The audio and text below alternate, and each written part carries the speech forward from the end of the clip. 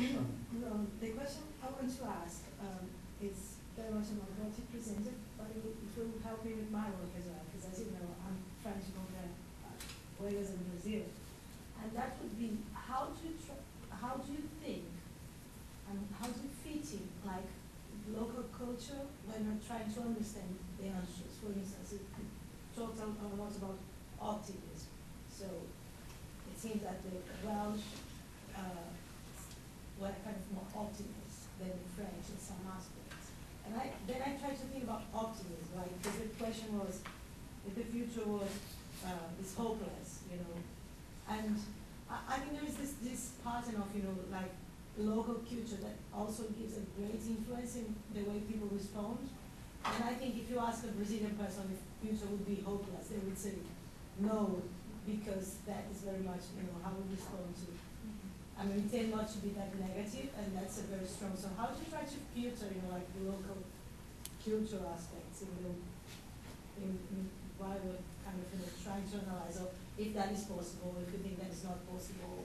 Because I mean, for me, and this is very much based on the stereotype in a sense, but I think French would be more negative than Welsh anyway, if it doesn't make any sense.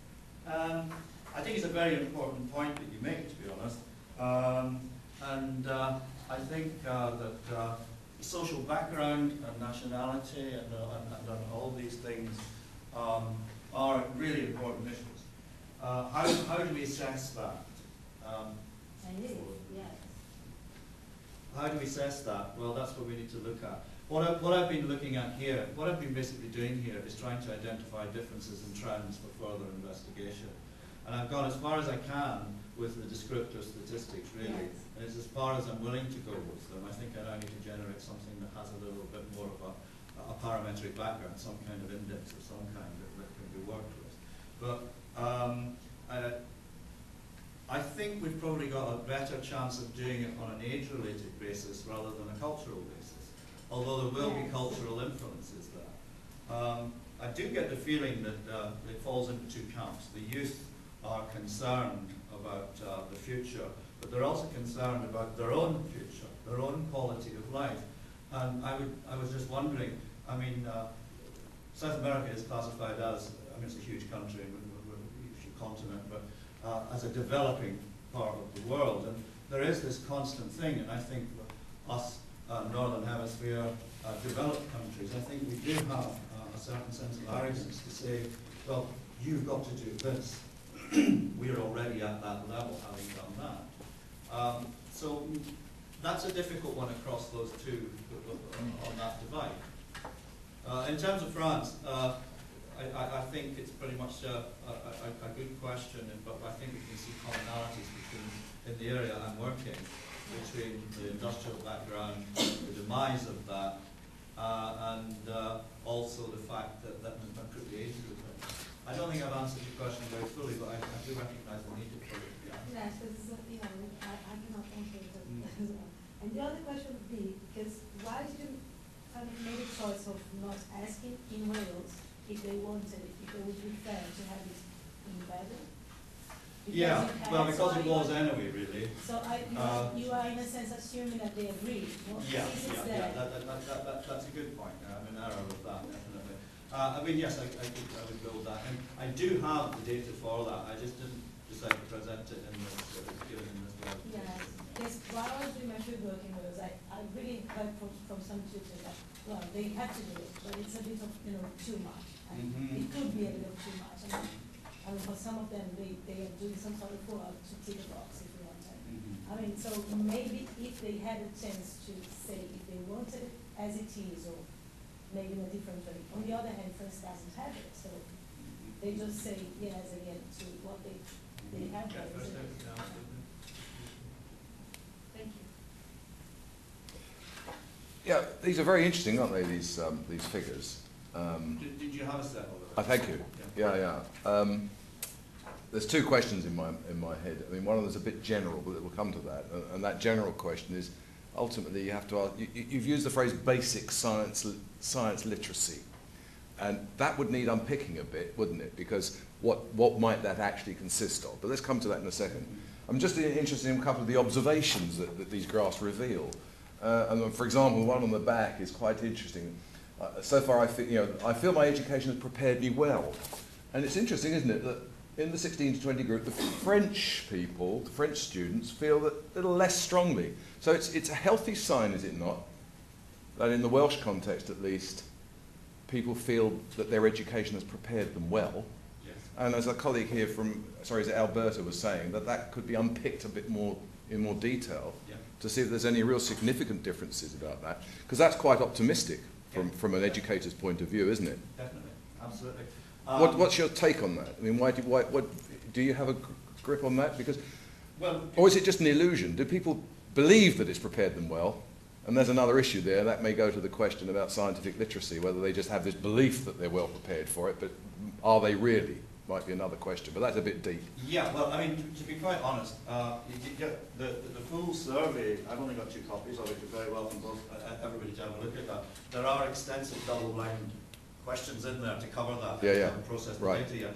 But this is quite it's quite useful to know that they don't feel well prepared in it. Right. Whereas if we come over to the Welsh data set, you know, we find, I don't know. Is it a significant enough difference, I suppose, is the other question? But it's difficult to say this is significant because of the nature of the sure. data. I mean, you can say it's notable, probably. It's notable, yeah, that's fair. But there's no way that you can call it significant without a different kind of So, study. I'm guessing you take some confidence from the Welsh context, do you not? From Yes, the I do, yeah. Yeah, yeah. Absolutely, yeah. I mean, what I would like to try and identify is if this is attributable to the policy of embedding ESDGC principles. I mean, that's what really needs to be done across the board and across all phases of education. Yes. I think what we need to do is find some evidence of the effects. Yes. We need to track this. Okay. So let me go to my next question, if I may, which is a bit more general about this notion of what a basic scientific literacy might be like. And let me give you my take on that. If you suggest that, see, to me may have a lot less to do with teaching science as such, because of course that's a big ask. Maybe it's much more to do with, as it were, understanding inquiry, how to ask questions, how to be sceptical perhaps, because scientific method includes that notion of scepticism. I won't believe it to... I mean, take the recent thing about, what they call it, ClimateGate. I mean, there was a classic example where the media spin was all these scientists are lunatics, or they're nuts, or they're distorting everything. Presumably a scientific literate person would say, hang on a second, we have to have some way of getting at the evidence in order to be able to make a judgment, and at least be sceptical of the media spin, if not then go into... Now that would be scientific literacy? Yes, yes indeed. What we're looking at here is we're not trying to... My take on it would be, in any class, we're not trying to produce top scientists. Right. You can have classes after that, specifically for that purpose, specialist science. But what my take on it is that everybody, just as everybody should have a standard level of written literacy, then there should be, in such a technological world that we live in, a certain basic understanding of the science that underpins how the mobile phone works, how the fuse box works in your house. Yes. You know, I mean, when you start to develop that, then you have this, as you say, this healthy level of skepticism. The problem that springs to mind, or the issue that springs to mind where you see the dangers of this, is when the, I don't know if in Canada you were aware of it, but the MMR vaccine, measles, mumps and rubella, and a practitioner raised the issue that he thought that there was an association between this and autism. Now, in fact, it was proven that he had a vested interest because he was working for the company which did the single vaccine. So what happens was, everybody's going around and you say to them, but there's only a 0.95% or a 0.99%, but of course in the coffee shops, in the pubs, wherever, well, that could be little Johnny, that could be Kerry and I discovered last night. And of course what happens is people will immediately say, well, I'm not taking that risk with mine. So the consequence of that is that you have an increase in the incidence of measles and such like, and that can be plotted in the last 5 years. And this is all based on spurious understanding and sensationalization of the reporting. I mean, we have some